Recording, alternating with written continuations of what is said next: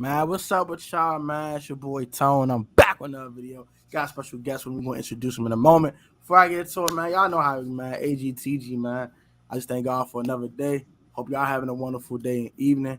And hope God's paving the way in Jesus' name, man. Let's get it. I got my man, John Fortune, with me. First time on the channel. I was on his channel in the off season, right? What's the off season? Yeah, it was the off season. We did the schedule. We did the schedule review together. So shout out my man John Fortune. Tell me they can find you. I did put your channel in the chat, so you can go ahead and check that out. But yeah, tell me they can find you at, man. Y'all can find me, Frustrated Fan, on Facebook, YouTube, Twitter, Instagram, TikTok. I'm all over the place. Man, see, yeah, man, he all over the place. You heard him, all over the place, displaying his frustrations on these damn Commanders, as we about to do tonight. So, y'all already know we took that L that we weren't going to take to Kirk Cousins. You like that? In the daggone Vikings, 2017. After we had a 10-point lead in the fourth quarter, with 9 minutes to go, and we squandered a 10-point lead within 3 minutes, and they get a game-winning field goal after John Ridgway did his idiotic foolishness. All right, so we were both at the game. So let's start with the vibes in FedEx, man. How do you feel about being at FedEx Field? Do you think the vibes was lit? Did you think the crowd was into it? What you thought about my man Oh Goody up there performing the Commander song in the Red Zone Live? What was your take on FedEx Field, and how you feel being in the atmosphere? Man, I mean, I ain't gonna fake that energy was lit. I mean, like everybody was energetic. The crazy part was that I was kind of in enemy territory because I was sitting right there where they had the big old skull sign up. I was sitting right there, man, and I'm like talking big trash, you know, and I'm like, nah, we about to handle y'all, and you know, it's like all that energy was there. But it was so insane to see the amount of Vikings fans that was there. Like, I was not expecting that at all. And, like, that energy was everything, man. I mean, like, all the fans that was, I mean, from everybody was screaming Heineke at the time. Yeah, Heineke, you know, and all that. Heineke. Yeah, everybody was there. And then, like I said, that energy was just, like, it was intense up in that joint. But as soon as Taylor threw that pick, man, next thing you know, it's like all the energy sapped right out of the stadium. But it wasn't just that particular thing. It was like once the defense gave up that touchdown, that's when it was just dead. It was just dead. And then all of a sudden the Vikings, their fans, all of a sudden they started getting loud and skull. And then at that point I was like, damn. It's over for us. We effed up. I know, right? As for me, I was also sitting in enemy territory, sitting in section 113. I don't know what section you were sitting in, but I was at 132. Okay, that's interesting. That should have been the other side of our bench. But okay. Yeah. So we was opposite each other. What the hell were they doing over there? What the hell? Okay, that's weird. Okay. Yeah. I don't know if you saw my vlog yesterday I dropped, but literally, when I say literally, I was surrounded by skull. Like it was 4 fans of us, and we just surrounded by Vikings fans. Just see a skull. Every time I did something, shut up, bro. I'm like, get the fuck out, man. Everybody get the fuck out. Get the fuck out.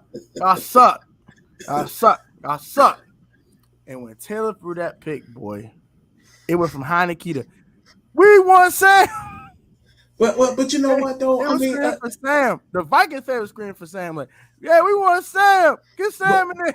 But you know what though? The Vikings fans that I was sitting by though, they were sitting there saying, "Man, we really hope Taylor don't kill us," because they were still worried. Because even when they came down and before the John Ridgway penalty, they were still worried because they was like, we left, like the guy who was sitting in front of me said, oh my God, we left too much time on the clock. Taylor's going to come in and march them right back down the field. Like they were still worried about Washington do that, because again, we seen Taylor do this over and over and over again. You know what I'm saying? But that penalty is what sealed it.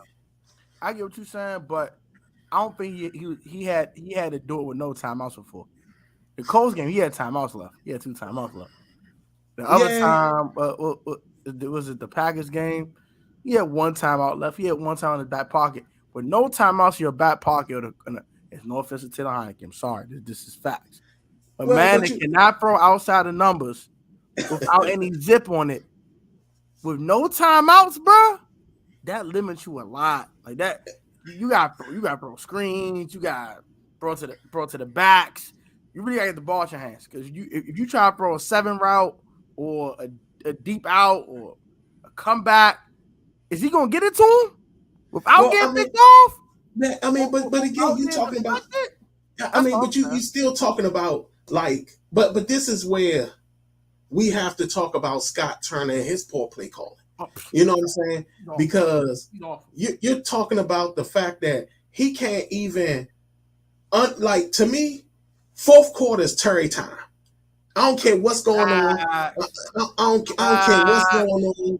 I don't care what's happening in the game. Fourth quarter, all Terry time. If you ain't doing what you need to do during Terry time, then you screwing up the whole thing.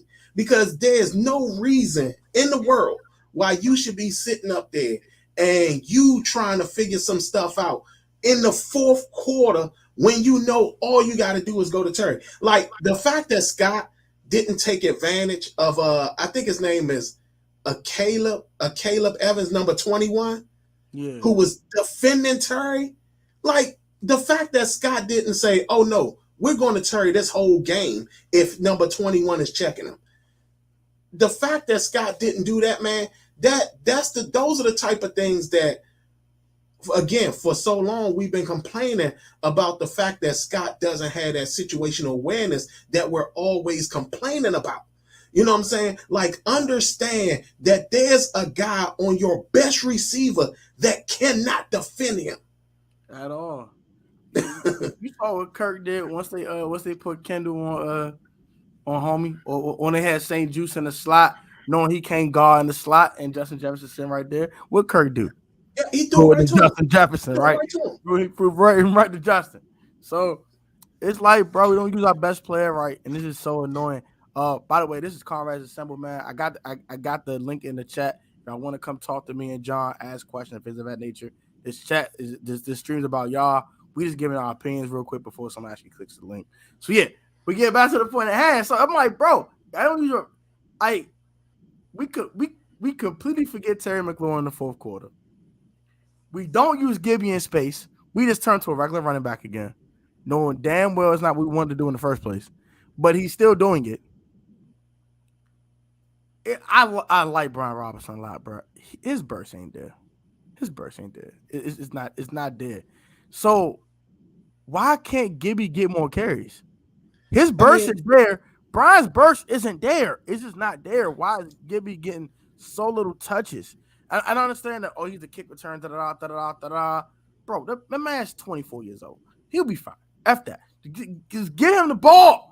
Give Gibson the ball, bro. Why are we not using him? Why are we not using him like New Orleans uses Alvin Kamara? Alvin Kamara. Like, why are we not using him that way? Bro, Scott Turner's a numbskull. He's not only that. He got these angle routes in his system.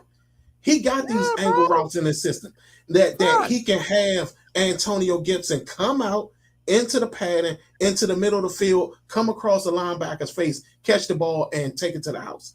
Like, he has those type of plays in the system. The problem is that when Scott Turner sees that something is successful, he just stops it. He just doesn't go back to it. Like, example, the first drive of the game was Kirk Samuel. It was early in the game. He gave Kirk Samuel a rush. We got 17 yards on it, and we ain't see it again. Ain't see it again at all. Not only that, we ain't see tight end sweep to Marty Rogers, 25 yards. Never see it again. We saw that play. We saw that play 3 times this whole season in 3 different games. One time we saw it. I think it was the Jacksonville game. We saw it in the Tennessee game. No. Was it Tennessee? Yeah, the Tennessee game, and then we saw it in this game. We've only seen that play 3 times, once in 3 different games. I don't think the Jacksonville game was a sweep. It was a naked screen. It was a throw to him. But either way, yeah, either way. And my funny thing about it, John, though, that really blows me. Can we call it what it is? Can we call Logan Thomas Cook, bro? He's done. Can we call it what it is, bro? You have your best tight end getting 10% of the snaps. Amani Rodgers is getting 10% of the snaps. He's better than Bates, and he's better than Logan right now, bro. He's more athletic. He can get it done in many different more ways than these dudes can do it right now. I love Bates, a great blocker tight end. I love Logan Thomas and what he's done. He's done. He's not the same guy. Play Amani Rodgers. But again, but this goes back to Scott Turner not understanding his personnel. He doesn't understand his personnel. Let me ask this. When is the last time we seen J.D. McKissick? Before he got hurt? Very little. Exactly. They ain't looking the same either, though. Exactly. Why are none of these guys looking like the threats that they were prior to this season? I mean, you're talking about Logan Thomas is basically non-existent at this point. Why is he starting? He called one touchdown in 9 games, bro. Why is he starting? Why is he starting? Amari Rodgers looks amazing. Looks amazing for us. And then let's go back. Let's go to the defense. We can't, the defense looks great. Hands down, it looks great. But guess what? This blitzless defense, that's not going to propel us to the next level. Because guess what? We face one blitz one time. We face a team with a legit quarterback. It's a wrap for us. It's an absolute wrap for us because of the fact that guess what? We put Kirk not legit starting quarterback. Look, Kirk set up. Look, we could have set up there and got so much pressure on Kirk. So much pressure on Kirk. We got a lot on him though. That's crazy. But I'm talking about more. We hit him a ton. We could have got more on him. More. We had more blitzes, yeah. I like when they blitz Jamin Davis. Stop doing that for some damn reason. He had 3 sacks in 2 games. Stop doing it. And don't get me wrong, Jack has stepped up. Since they gave him that fine, he stepped up. Jack has stepped up. There's no doubt about that. But again, why is Scott so far behind the ball when it comes to us? And just like somebody asked me about the difference with the play callers and stuff like that. Like, you take somebody that I've been talking about for the longest, Pep Hamilton, right? We saw the Texans practically go almost try to go touchdown for touchdown against Philadelphia. They almost snatched Philadelphia's winning streak. They almost gave Philadelphia their first loss. But guess what Pep does? Pep sat up there and saw that Chauncey Johnson was playing around. No. He saw that Bradbury was playing around. First thing he did was do what? Boom. He saw that that Chauncey was that Bradbury was letting the guy run past him. Boom, threw a touchdown, threw a long play to him. Followed that up with the exact same play.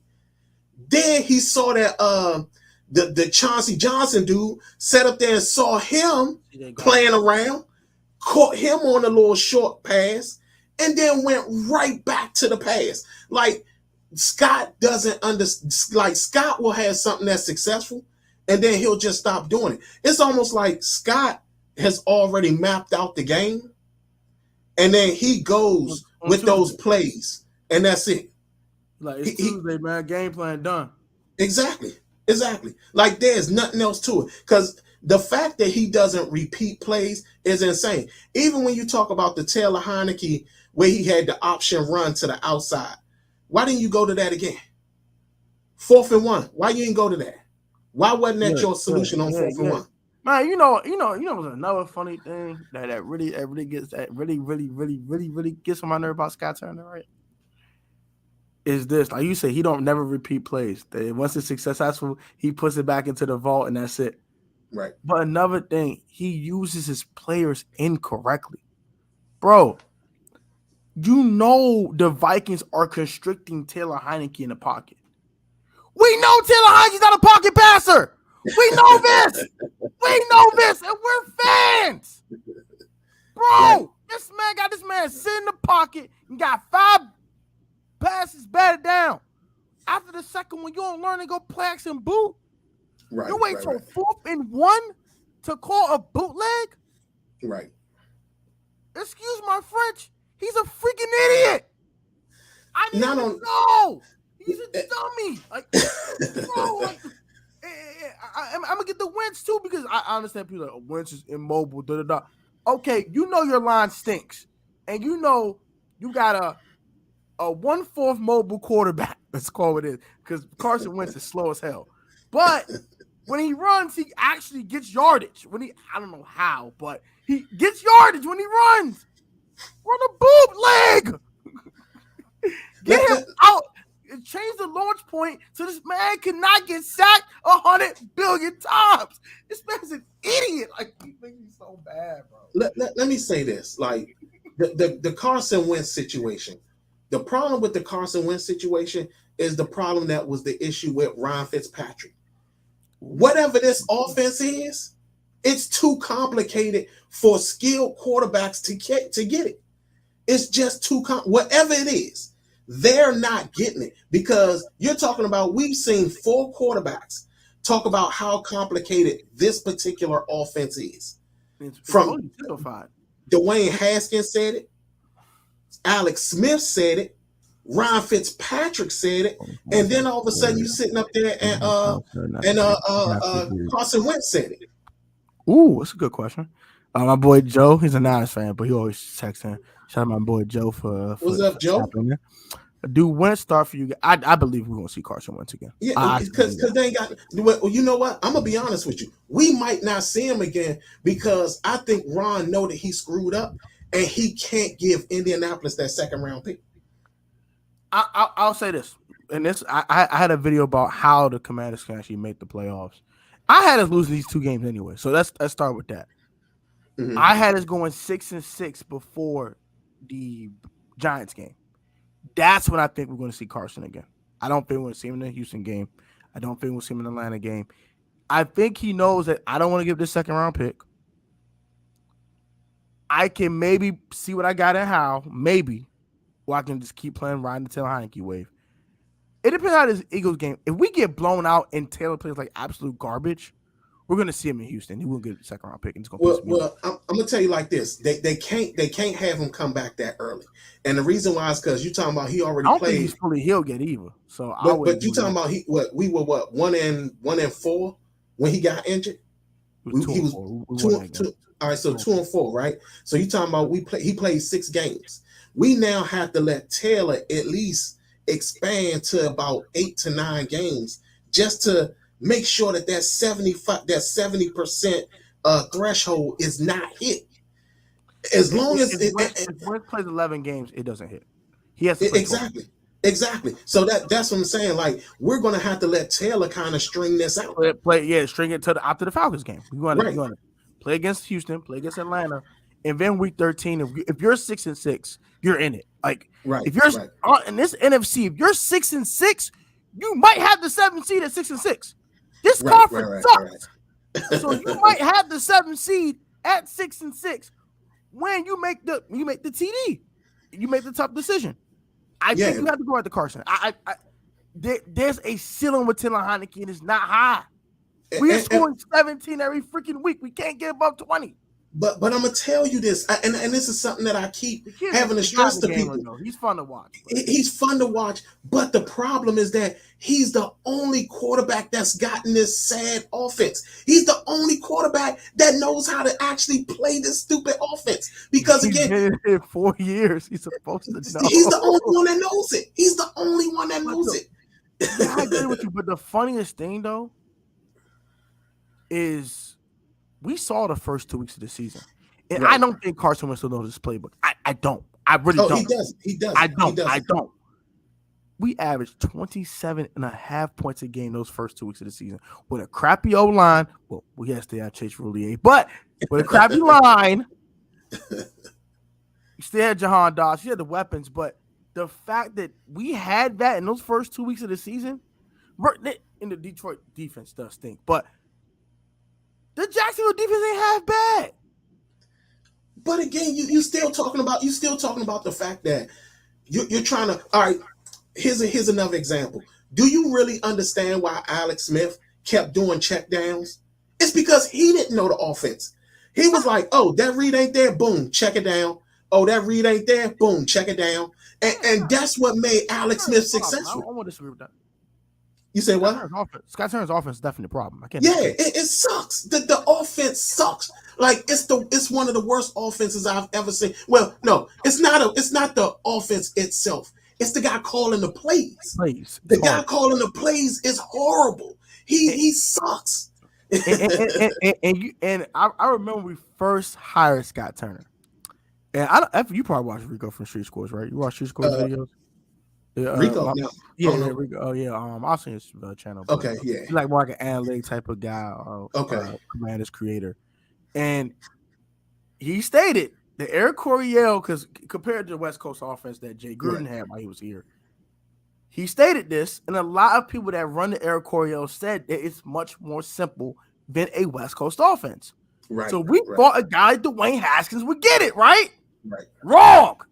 We thought a guy like Alex Smith would get it right. Wrong. Right. We think that Taylor Heineke, does he really get it yet? Maybe, but he gets him over the other guys. But my point is, the play call is horrible. He makes it harder than it needs to be. It's like, bro, we see like 5 slants a game for Terry, and we saw 100 of them the first year he was here. And he couldn't run nothing but slants.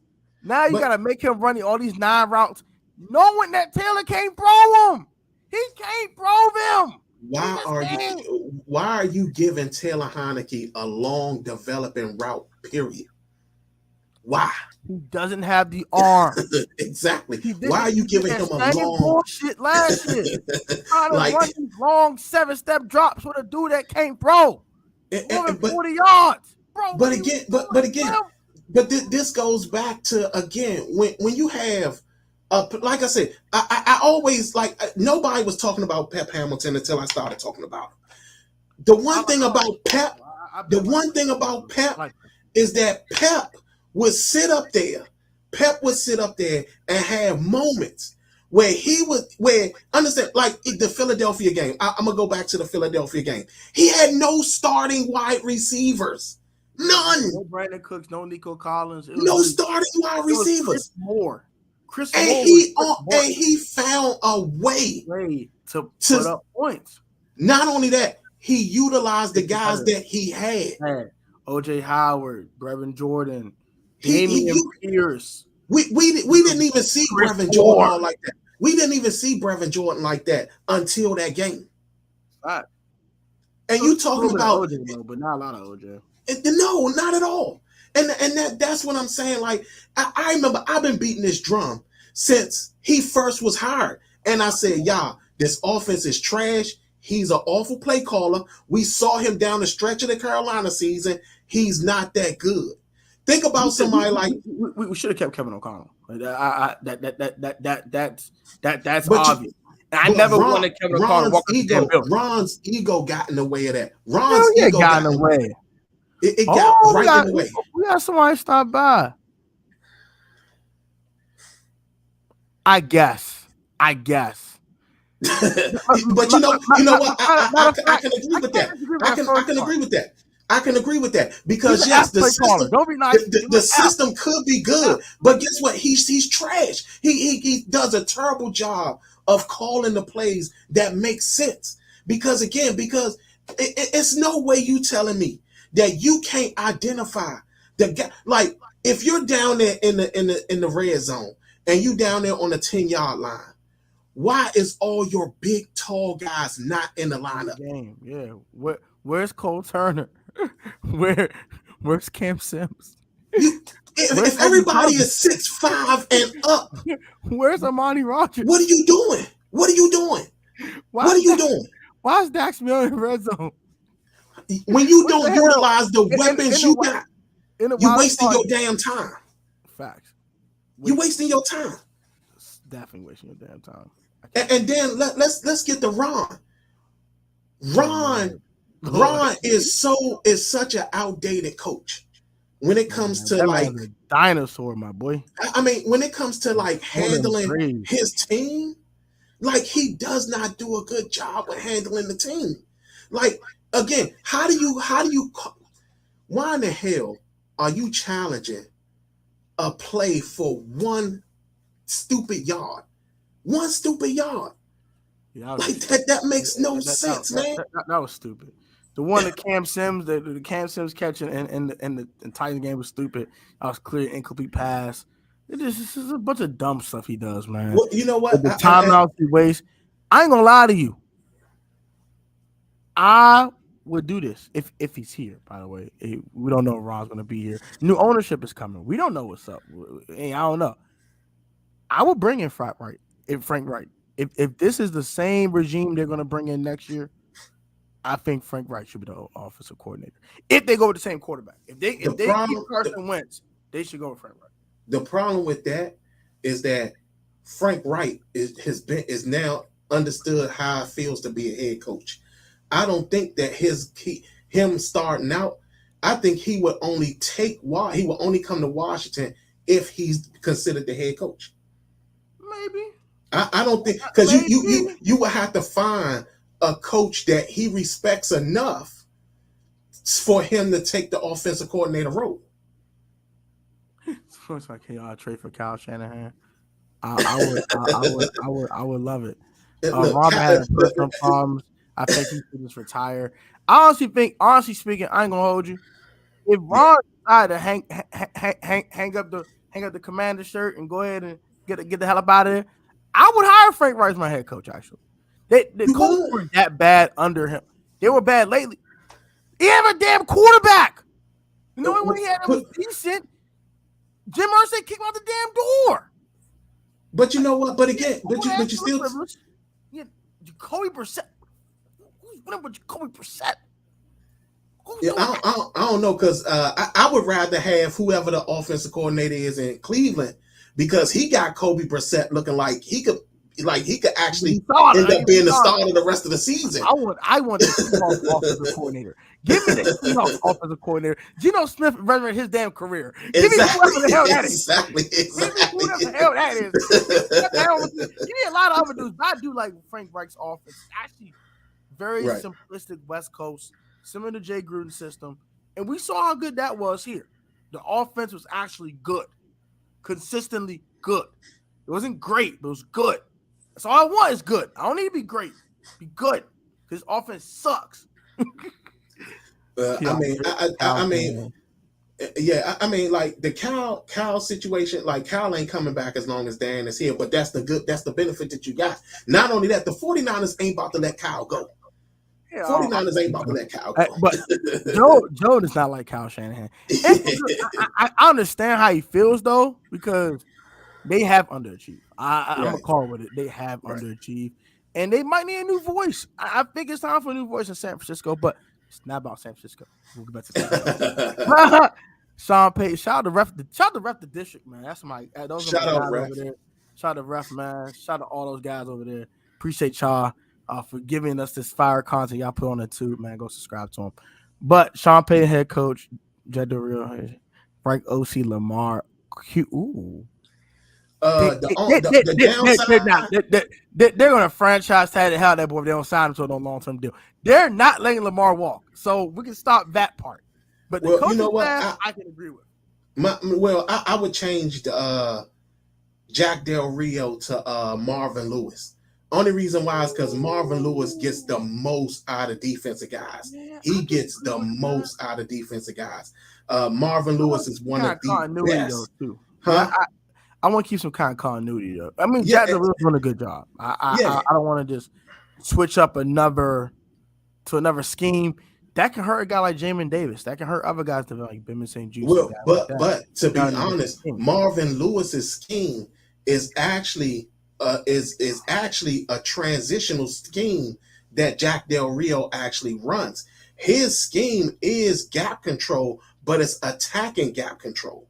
So for him, Marvin Lewis is actually a far better coach. Remember when Marvin Lewis was here, he got the most out of LeVar Arrington by moving LeVar Arrington down down at the end of the line. And next thing you know, LeVar Arrington ended up having 9 sacks. So you talking about a guy who could get the most out of not only Montez Sweat, but also Chase Young. Yeah. Also a guy like Jamin Davis too. Not only that, he develops fantastic linebackers. Yeah. Vontaze Burfict, nobody saw him becoming what he became. Nobody saw that. Dog. And I could see that. I wouldn't mind Marvin. I don't mind Marvin at all. I don't mind Marvin. I'm not saying Marvin Lewis ain't a good fit. No, I don't mind. But if they wanted to keep a little bit of continuity and keep these guys' development the rate they're developing, then you might keep JDR. But hey, Marvin Lewis, I'm cool. I see Marvin Lewis' defense being pretty good, so I don't mind. And I like the Lamar. I would love matched up with Sean Payton. The only reason why is because Sean Payton would help Lamar become a better passer. Pocket passer. That's the one thing that I would agree with that too. Because the one thing about when you're choosing head coaches, if the head coach can develop quarterbacks, that's a plus. But if he can't, he has to find a guy who knows how to develop quarterbacks. Because that's why Washington hasn't had much success, because we don't pick the right guys to be great quarterback developers. A lot of the head coaches we've had haven't done a good job with that. Okay, so trade for Aaron Rodgers, that's going to take too much. That's too much salary. I don't even want to deal with that. And he looks like he's looking like he's a little washed over there. But let's never talk for that. Bring Nathan as OC, keep Ryan as head coach, or bring Marvin Lewis as DC. When I started to think about Marvin Lewis, I actually agree with John on that. I wouldn't mind bringing in Marvin Lewis. They might just clean house. They might not keep nobody. They might say, hell with all of y'all, get the hell out of here. Ron, take you and your cronies the hell out of here. We have to all the front office too, though, because that might change that too. But you know what? If we go with the front office, again, you want to get somebody who knows how to build a team. You know, like my man, what was his name? My man from the Giants, Jerry Reese. What's homie name? Not the Bills GM. He's not going nowhere. I know he's not leaving Buffalo. What's dude's name? Shoot, we could probably get the Niners GM. Boy, you see that roster? Who are you talking about? John Lynch? Yeah, Lynch. You see that roster? You see the roster? Don't get me wrong.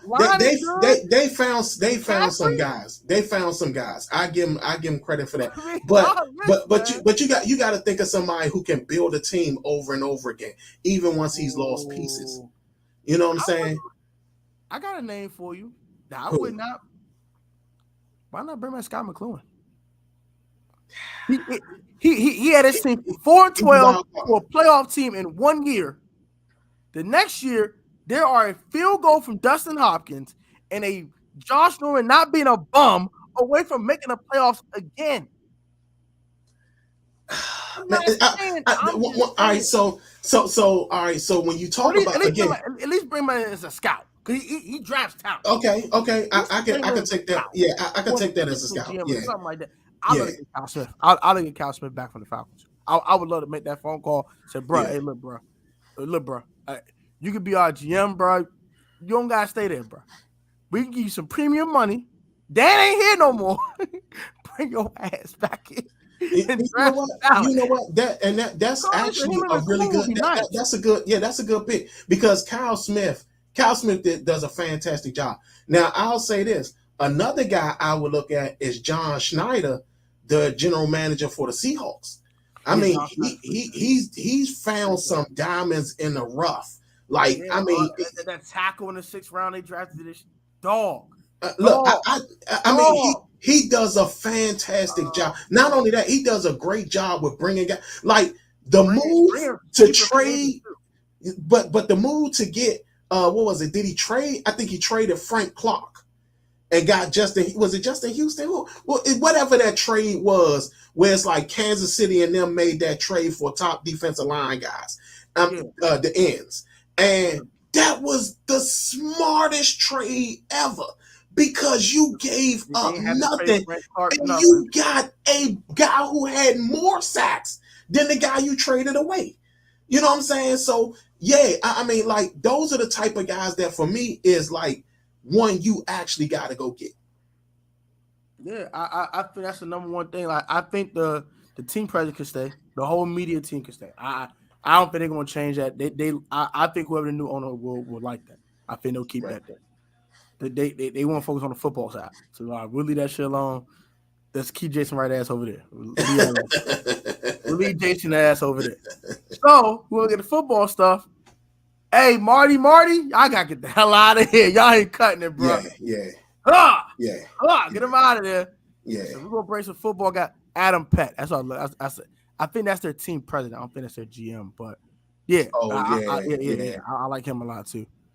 John Schneider used to work for Washington, but let go of Vinny. He doesn't want to work. Right. If it's a new owner, that could change a lot of things. Not only that, John Schneider, he got freedom in Seattle. So he knows how to operate with that level of freedom of an owner not being involved that much. Paul Allen, you never saw Paul Allen. Facts. The owner has picked the QBs. There's been a major problem. The team had Kyle McVay and McFleur on the coaching staff and won pre-games. That's a damn shame. But here's another one though. Now we're starting to see Jay's coordinators starting to do something too. John Berry is in Green Bay, and Kevin O'Connell is now the head coach of Minnesota. Yes, sir. Jay starting to get a little culture tree going on over there. Yeah. Oh, shit, Jay Gruden. Yeah. Oh, shit, I mean, you're starting to see his guys. Jay's incompetent, though, right? What? The Ron Rivera tree ain't doing bad. Ain't Sean McDermott? What we doing over there, Buffalo? But you know what? He also got. That's only one guy. He also got Steve Wilkes. When you also think about that too. He's trash. So yeah, I give it that. Ron goes, the whole front office good is gone, and I'll be so happy. They all got to go. They're incompetent as hell. Woo! Wow. Quentin Nelson. This line, wow. you know how to improve this line. Yeah, that's but that would be a move. Ain't Quentin Nelson though, because that line looking so hot in Indy. Yeah, I mean, he's only a guard. He don't do so much. He's only a guard. He's not a tackle. So. Yeah. But the thing about it is that he's also had injury issues too. Yeah, you know what I'm saying? I'm worried about that too. Yeah, and that's the one thing that'll make you worried about. Okay, so Adam Pat is actually the GM. And John Lynch is just a figurehead. Okay, good to know. Oh, really? That's right, because he's the team president. That's right. He's the team president. That's right. That's right. Okay, makes sense. Right. The new team president should be Mark Murphy. I wouldn't mind that either. But you know what? This is the same. I don't think Jason Wright's a problem. But see the thing about it is that understand that what's his name? Martin Mayhew came from that group. He was there. Mayhew was under that group. So why is he not as successful as somebody else? It doesn't make any sense. But again, is that Ron in a way? Because we never talk about the possibility of Ron being in the way of some of these GM moves that could probably help us out. Facts. I think example. Honestly speaking, I know they came out to argue about the whole Carson Wentz trade. Honestly speaking, I think Ron won and Wentz. I never believed that Dan was going to. If Dan wanted a quarterback, why would he want Russell Wilson? Why would he want Deshaun Watson? Why Carson? That doesn't make no sense to me. That sounds like bullshit. That's like bullshit. I'm gonna be honest with you. I do feel that was a damn move. I said at the moment it happened. I do feel that was a damn move. You know why? Because Dan has done silly shit like that before. When you think about the Donovan McNabb shit behind Mike Shanahan's back, that was Dan who did that. That part, but at least McNabb had some cachet to him. But McNabb have cachet to him no more. But the offense that Mike was bringing in, Donovan McNabb's time had already passed for that offense. It had already passed because we saw. So I mean, it made no sense to do that. Yeah. But I agree. I agree to make him. But get my perspective is this: Dan usually goes to guys with cachet, so someone that has a name, like a legit name. Carson Wentz has that, but he's not like Deshaun.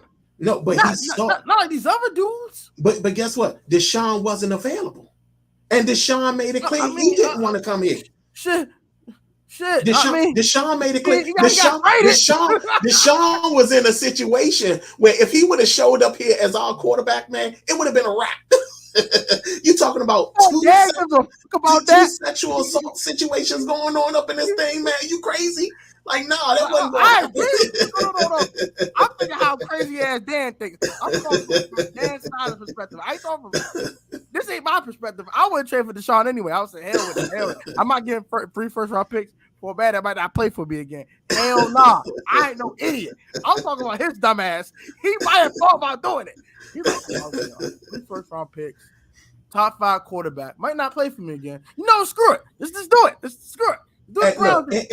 Anytime you trade for a guy and you don't ask his team to take on half the salary, that sounds like a Dan move all the way through. This team over prefer they offered. So I'm just saying they'll look at the swing big and I guess once they swung big and missed, they said, "Oh, you know what?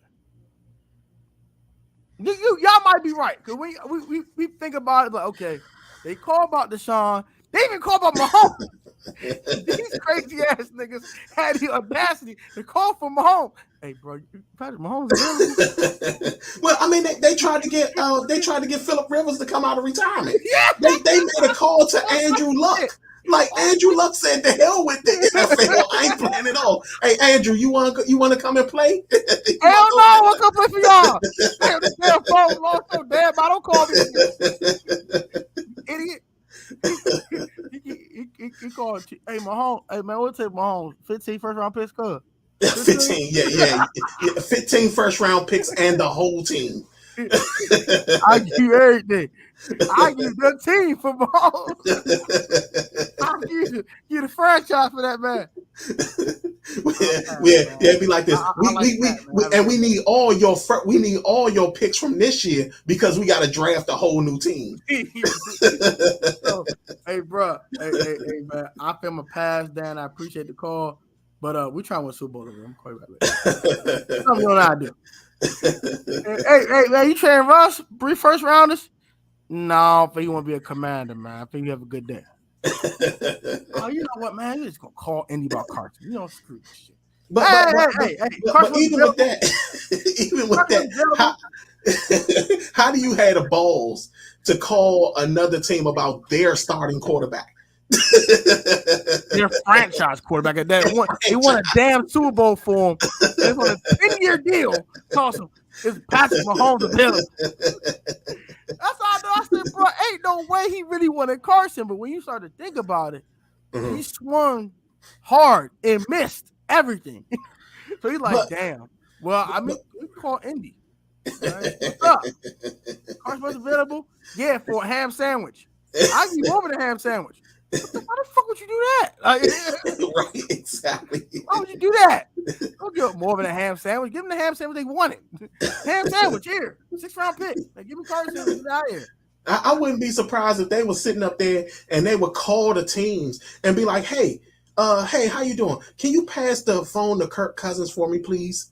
Anytime, how the quarterbacks know they don't want to go somewhere. I think they called Minnesota too. I'm for certain they did.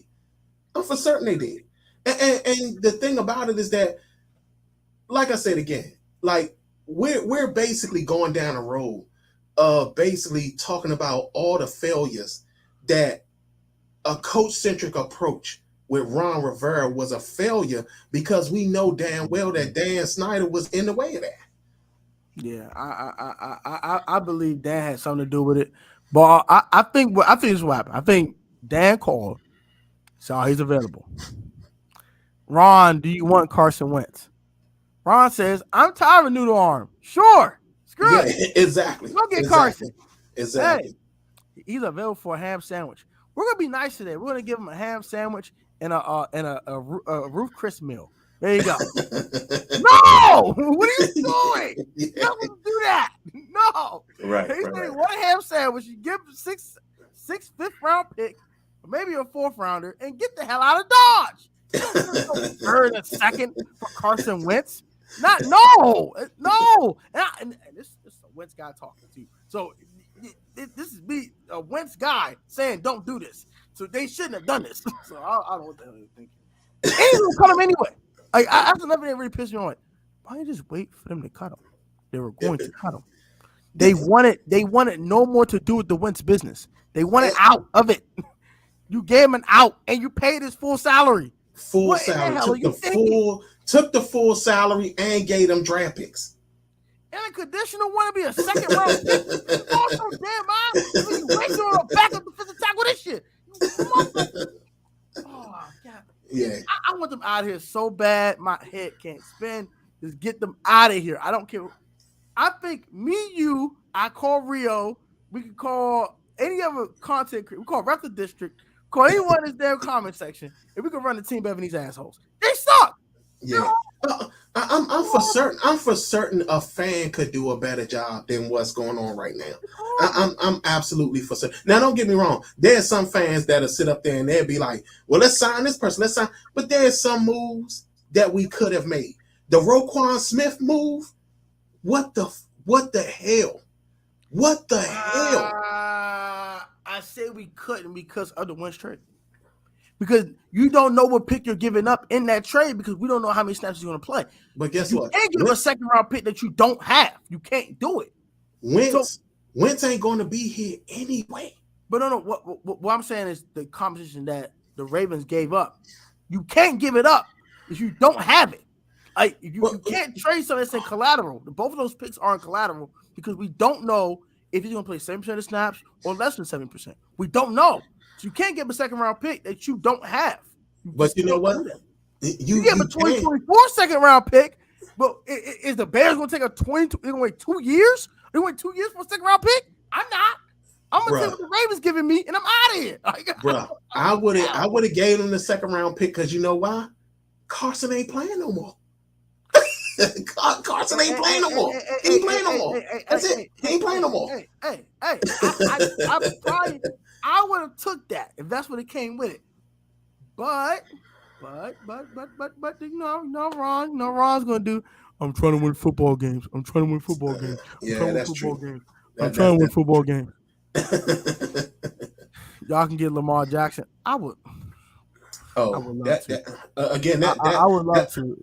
But again, you got to pair him with the right offensive coordinator, the right quarterback coach, the right head coach. If you don't, he's going to look like how he does right now. That's not happening. That's not happening. I think they're going to extend him now. I'm starting. Yeah, they ain't got no choice. Because they got rid of Will Jack and they shut his salary up. They can shut a bunch of other salaries like Logan Thomas. We talked about. Carson Wentz. It's going to be a lot of salary cutting because you know why? Whoever comes in, you're talking about Logan Thomas is out, right? You just might as well say he's gone. You're talking about Carson Wentz is gone. Carson Wentz is gone. J.D. McKissick didn't like it. I'm pretty sure he hates his role right now, and I'm pretty sure he hates the fact that he didn't go to Buffalo. Like I'm certain of that. So now you're talking about already you done shed it almost close to like what almost $40 million. So you shed almost $40 million. You good? The Wentz can't come in no dead money. That's $28 million off the Bucks. The Logan money comes with 3.5 in dead. So you're gonna shed like $5 million in cap space. The JD contract comes with no dead money. So you're gonna shed it probably about $34 million in cap space. Yeah, but still that's still a lot of money. It's still a lot of money. And then you can shed Trey Turner and Scott Norwood's money. Oh yeah, you know what I'm saying? Norwood's gone. And Trey Turner on a 1 year deal anyway, so he'll be gone. Exactly. So you're shedding a lot of money that is going to be beneficial to Now, one of your big problems is Cole Holcomb too. Well, your big issue is going to be Cole Holcomb and Montez Sweat. Like that, Montez, he's already on his 5th year. I think he's on his 5th. I think they already did the extension.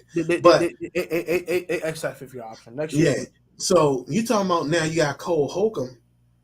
I mean, is Cole Holcomb really worth keeping around? Do you think you can do better than Cole? Costs big money. I don't see it. You don't think so? Hell no. Oh man, I'm sorry. Who's paying Cole Holcomb $12 million a season? I'm not. Yeah, I'm not. But guess who might would? The Giants. Okay, let them pay $12 million to get his ass cooked in coverage. Have fun. And for him to stay in the division, he can get his ass knowing the defense coverage. He can get his ass cooked in coverage. We're gonna have a brand new staff. What the hell you gonna know? Whole staff coming. What the hell does he know? He don't know shit. So there's a brand new staff. He might know the roster. He don't know nothing about the scheme. The scheme gonna be brand new. I'm gonna be honest with you. I don't see us moving. I think Ron and them is gonna be here one more for the next, because you know why? The new guy, whoever it is, the new person that come in, they're not gonna get a hold of the team until maybe around April. So that's already too late for them to make any serious moves. Ooh, can't say it right now if it's true. I think this is going to happen. This is my honest opinion. I don't think they're going to cut Carson. I don't. I think they're going to ask him. They're going to make him take a pay cut, a significant one, like half the salary. They're going to accept it because he know damn well he ain't starting nowhere else. He know he get cut.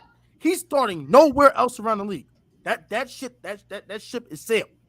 I think he'll take a risk. I think he'll take a chance. Take a chance. Maybe. And not only that, money attached to it. So I think he'll probably take a pay cut. No, I don't think he'll take a pay cut because let's say Detroit fires Dan Campbell and they bring in Frank Wright. You don't think Carson Wentz is going up there? Maybe.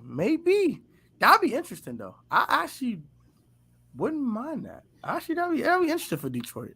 So Carson does have options. He can follow Frank Wright. He can follow Frank Wright. I think he can start for a team. Let's say maybe the Jets. They not liking Zach Wilson like that right now. I mean, but you know what? Started over Wilson for a little bit. And I'm pretty sure the Jets are like kicking themselves in the butt right now because they got this quarterback heavy draft coming up, and they don't even have a high pick. But there are a lot of guys that nobody's talking about in this draft, like the 2 dudes from I think it's San Diego State. They're both of them are dual threat quarterbacks. Both of them. So you're talking about you can find some legitimate stuff later on. But again, you know, the Jets, Carson could go to the Jets. He could go to the Jets and find something really good. No, we're not transferred to the Niners. No, sorry. Why was we like Frank after that? I don't think Frank Wright wanted to trade him. And that's another thing I think I talk about when the Wentz trade happened. Jim Irsay wanted him gone. I don't think Frank Wright wanted him gone. I don't think he ever wanted Matt Ryan. He wanted Carson here. He wanted Carson in Indy. He didn't want any to trade him. He wanted Carson to be in Indy. He never wanted him to be traded at all. He never wanted Matt Ryan, and he damn sure had to play Sam Ellinger. Who the hell wants to deal with that? Yeah, and not only that, who the hell wants to deal with that? You see that even more. Frank Wright didn't want to trade him because guess what? Frank Wright ended up getting himself fired. So Frank Wright. Frank Wright did want Carson Wentz. He actually did want Carson Wentz because he felt that Carson Wentz knew his offense. Carson Wentz, again, the best way to get the most out of Carson Wentz is by doing what? Taking the ball out of his hands. And when you take the ball out of his hands and you got a stout running game, you don't have an issue with Carson Wentz. You don't have the mistakes that you had with Carson Wentz. But because we don't provide that, That's pretty much it. Yeah. I agree with that too. I think Carson could be more of a game manager, but you shouldn't have him carry your team to victory. That's an absolute no. That you have to find an in between of game manager and carry a team. Like I think you should have a 55-45 balance. Run the ball 45 to 50% of the time and throw the ball 50 to 55% of the time, depending on the game. But I know you saw this stat because I know everybody saw this damn stat. With Taylor Heineke in the lineup, they run the ball 52.5% of the time. When Carson Wentz was in the lineup, they ran the ball 32.5% of the time. This is how you lose football games. You don't run the damn ball, and you don't give them balance to go play action fake. You never call bootlegs. You never use Carson's strengths. Yes, you use his arm. Yeah, whoop-de-fucking do. Anyone could do that, dummy. But you dumbass don't realize the line stinks, and they need to run the ball to get them some momentum. So when they do anchor and block, they're not getting blown the hell up some damn where. But you know what? But this is probably also a place where they need to make Taylor more of a dual threat guy. You know, because that stat,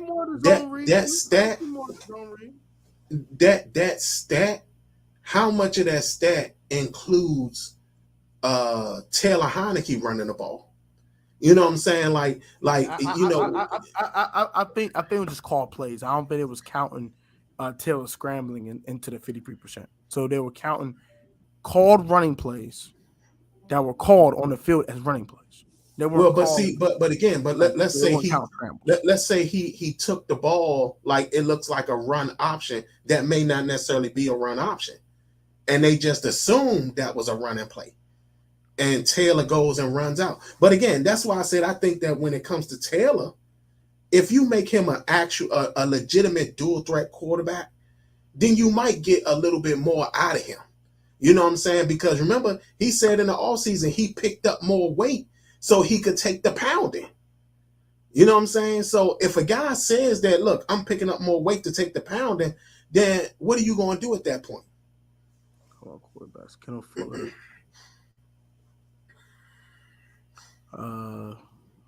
Kendall, I would be, to be honest, I think Benjamin St. Juice's look better than him, which is kind of wild.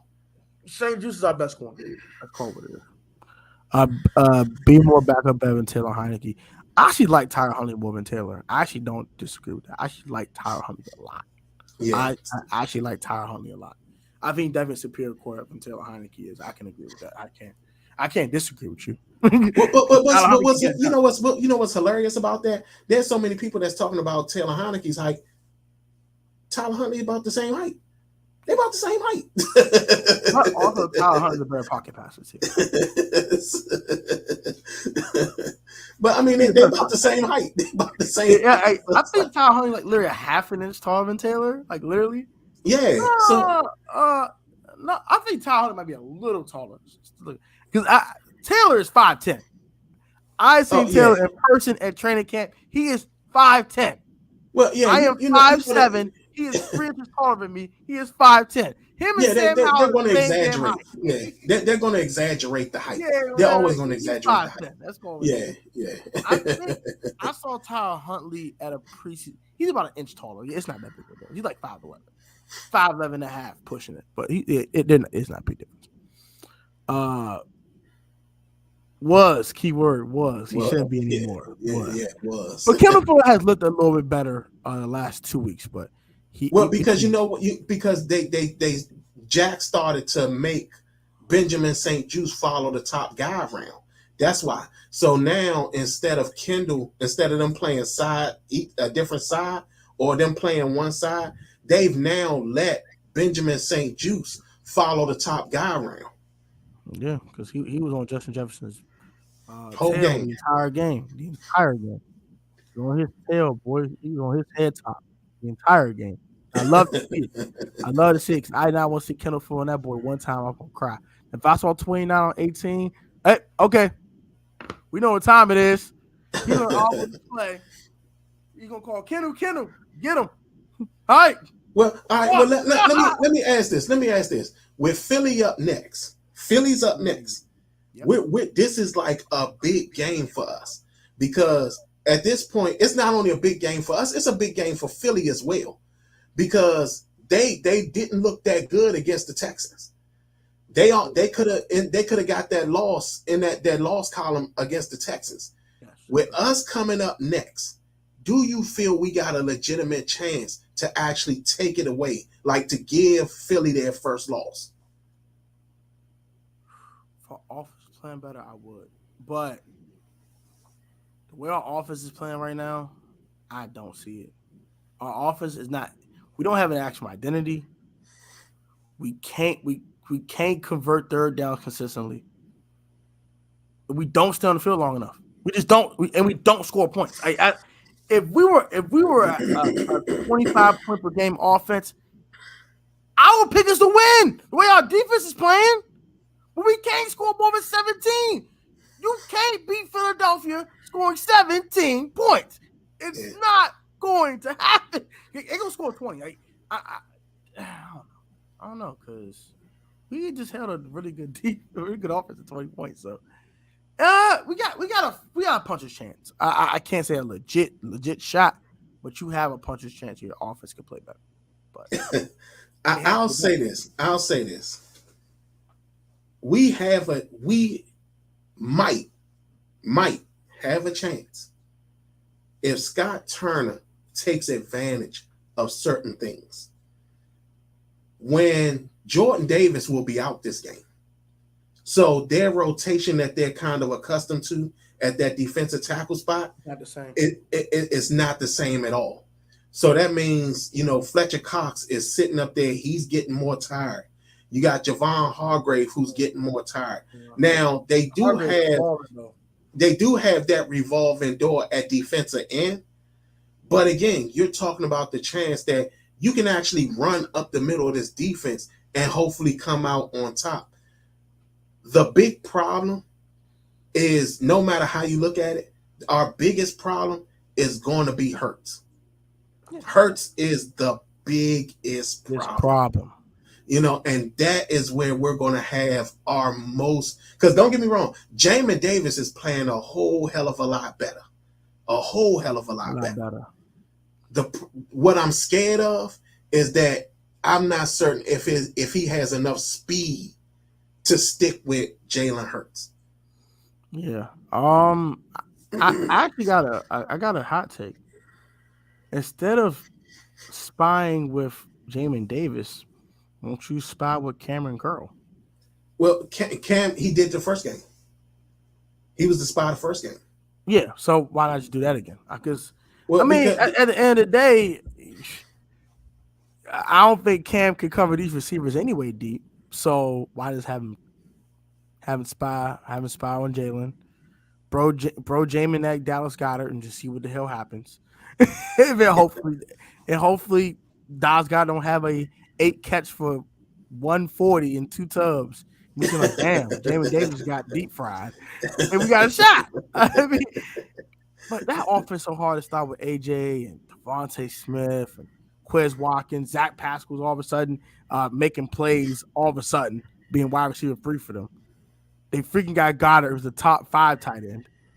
Mm-hmm. They have a run game. Like it's hard to stop all of that in one. That's why I don't think we're going to win the game. Because I just don't see us holding that team to under 20, mm-hmm. and us having enough time with that.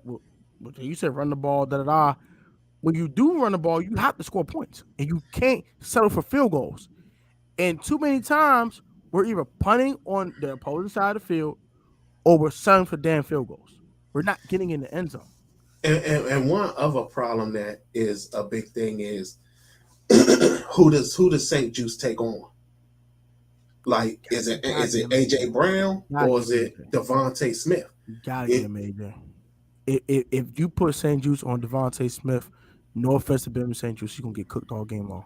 He don't have to be the hand of that. But again, so would you do St. Juice on AJ Brown and then do like a deep cover and like do something where you have Kendall Fuller covering Devontae Smith, but at the same time he's you got Bobby McCain over the top to make sure he doesn't burn them deep? Yeah, I will go 4-1-6. I'll play 6 DBs when they throw the ball. It's only when they throw the ball. It's obvious Right. pass situation. I will play pre-safeties. I play pre-safeties. Probably Reeves, McCain, and Curl. I mean, actually, no, let me rephrase that. Forrest, McCain, and Curl. I'll have Derek Forrest 30 yards off the ball. I'm like, look, bro, nothing cheap, nothing deep. I don't need him beating us deep. Derek Forrest, take 30 yards off the ball, buddy. Take your ass down there. Hey, Curl, run around, try to find Jalen. Hey, McCain, bro, I don't know what. Go on the slide receiver. You figure it out. Kendall's playing 20 off the ball, bro. I gotta give him at least a 15-yard cushion. I will take a slant for 10 yards. What I'm not about to take is a 45-yard bomb in Kendall's face with Brian McCain misreading the ball and going the wrong damn direction. I don't need to see that no more. I don't want to see it no more. I saw that in person. I said, bruh, that was an interception if you just look, bruh. But you know, locate and catch the damn ball. but see, but in this game, this is why I say they can adjust the defense this time around, because now you can put Cam Curl on Dallas Goedert, right? Yeah, that's a good idea. I like that idea. And then you see if Jamin is able to sit up there and make it a point of being able to defend Jalen Hurts well enough so you're not sitting there in a situation where you're trying to find out if Cam is the right spot for Jalen Hurts. Because again, if Jalen Hurts is in a situation where, you know, Jamin Davis is running him down and Jamin Davis is keeping up, his speed is keeping up with him, then you're in a situation where you're like, oh yeah, this is working out no matter what. Because again, you got that opportunity, because again, Jamin has been playing very well. He's been playing very well this time now. So you got a chance of him actually being on Hurts. Like I said, one of our big issues is if Jalen Hurts breaks the pocket, he now becomes a bigger threat on the run, throwing the ball, than he is just sitting in the pocket throwing the ball. But the funny thing is, as good as he's been this year, he's been good on the run and in the pocket. So if you constrict him inside the pocket, it's like he can dice you up now. This is not Jalen Hurts of 2020 where he couldn't dice you up in the pocket. He can dice your ass up now.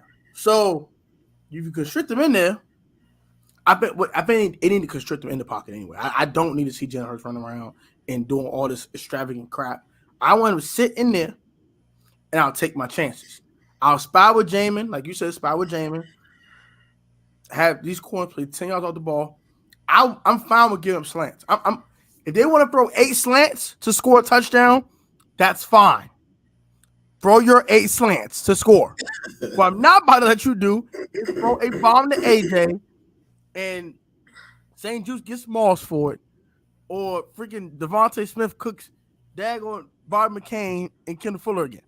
I don't need to see that no more. Because if you let these big plays happen, that's how they score their touchdowns. Everyone in touchdowns came off big plays. And some type of their drive. Their first touchdown came off a turnover, and they got the red zone score like that. Right. The second touchdown was a big play to Devontae Smith. Big play, touchdown. right. And the other one was a big play to Devontae Smith. Right. Led to a 1-yard touchdown for halftime. Right. You limit these big plays and you make them methodically move down the field, you have a much better shot than you give up a 40-yard bomb and you're like, damn, what are we going to do now? Now we give this bomb, they're in the red zone. What do we do now? So that's how I feel about that. Yeah, we'll have to see. So we can bring in Cam. Oh, Ken Dorsey's another name I like a lot. He can develop Josh. He can have Cam have MVP.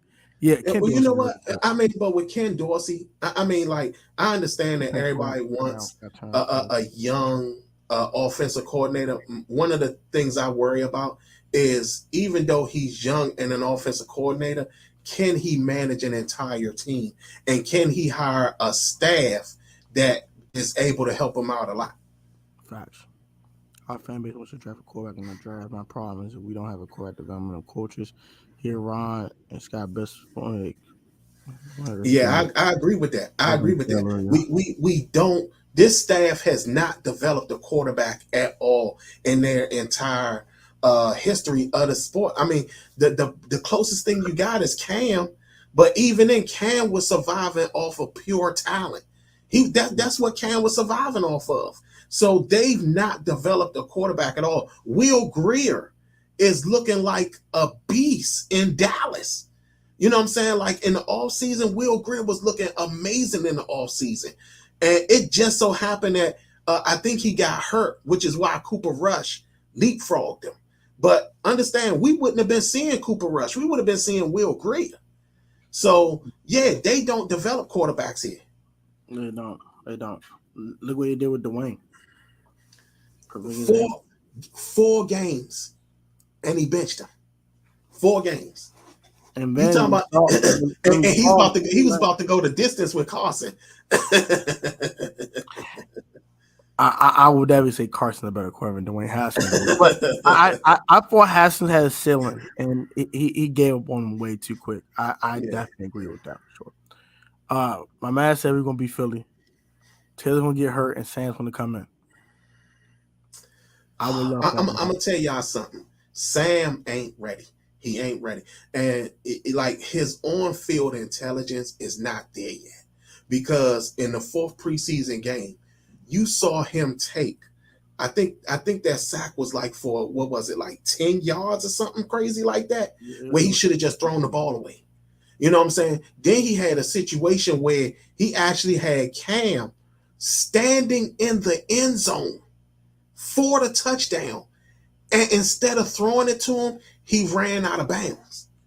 So right now, Sam is not ready. Sam, like, you can't have Sam come in an NFL game, and those are the type of plays that he's making in a preseason game against backups. You just can't do it. Facts. I can't disagree with that one. Definitely cannot disagree. But yeah, we'll see. I do want to see how eventually, but we'll see what happens. I'd rather keep TH for another 2 years, like Favre and Rodgers. That's Sam Howell in the payroll and Ben Roethlisberger. All that 2-3 years, man, it got to develop quicker than that, bro. Yeah, 2-3 years is too long because again, their rookie contract is 4 years, dude. Yeah, you might waste the whole first year. So yeah. Fitz Carson asked me all complain about Scott Turner's offense, how difficult it is. Yeah. I mean, and not only that, the crazy thing about that was that they all complained about it in the offseason. They all did it because I don't know if y'all remember in the 4th preseason game, Carson Wentz, when Logan Paulson asked him, what's been the hardest thing about, coming over and he said, I've never been in this numbering system. All 3 of them said something about a numbering system. Even Dwayne Haskins said something about a numbering system. And I was like, Slim, it's clearly this offense. This offense makes absolutely no sense to a lot of people. And there's no way you talking about you bring in top level quarterbacks and they're all complaining about the system. Don't get me wrong. Ryan Fitzpatrick ain't the best quarterback there is, but he knows enough to understand that in all his time of being a quarterback, if he sees that a system is difficult, then clearly that's exactly what it is. That's right. Please keep saying how he is until 2023. I can agree with that, man. Yeah, he needs the new coaching staff. They need a whole new coaching staff, man. But shout out my man John Fortune, man. We're gonna wrap up the show here. Appreciate all the comrades assembling this evening. Very appreciate it. Shout out my man John Fortune for being on me this evening, rapping with me for a little bit. Once again, tell everybody where they can find you at. I will I already pinned the comment in the chat for everyone to go ahead and subscribe to your channel. So, but everybody, tell everybody where you at one more time. I'm either Frustrated Fans or The Frustrated Fans on all platforms: YouTube, Instagram, TikTok, Facebook. I'm all over the place. All over the place, man. Twitter. Man, love Frustrated Fan on Frustrated Fan Sports Show. Go ahead and subscribe, my man John Fortune. My man is very uncut, but very censored. But no matter. No matter. If he's mad enough, he'll get uncensored too. So yeah, go ahead, definitely. go ahead and subscribe to my man John Fortune, man. It's always good talking to John. Very knowledgeable guy, knows the game very well, and he's doing a little wizard stuff and a little bit of cap stuff on the side too. Yeah. So go ahead and enjoy that, man. Y'all have a great one. I gotta do a pod with my boys, so that's why I gotta roll out. Because if I don't do this pod with them, I'm gonna be up till 1:00 in the morning, and I'm not trying to do it at night. I'm trying to get some sleep. So like, comment, subscribe to Protest Sports Network. Subscribe to my man John Fortune. Y'all have a great one. Y'all stay safe, stay healthy, stay positive, but also most importantly, stay blessed. Be easy. I will catch y'all tomorrow for another video. I'm gonna talk about Taylor Heineke specifically, and a thing that Rio said about Taylor Heineke and how he feels about him, and I'll give my reaction to it tomorrow. So until then, you guys have a great one. Guys, be easy. Why do I see a sea chicken on his page? What the heck? Hold on. We're going to put this link in here one more time. So we're going to put this in the chat one more time before y'all get out of here. So what we see is sea chickens. What? Sea chickens? Oh, he saw the Seahawks logo. You funny as hell. I don't know why there's a sea chicken there. Okay, I'm sorry. I thought you bet a literal sea chicken. You stupid, bro. Shut up, dog. You're annoying. But y'all be easy, man. Y'all have a good one, bro. And man, shout out to John, man. I'll catch y'all next video, and hopefully I'll be on this channel sooner than later. But yeah, peace. Yeah, definitely.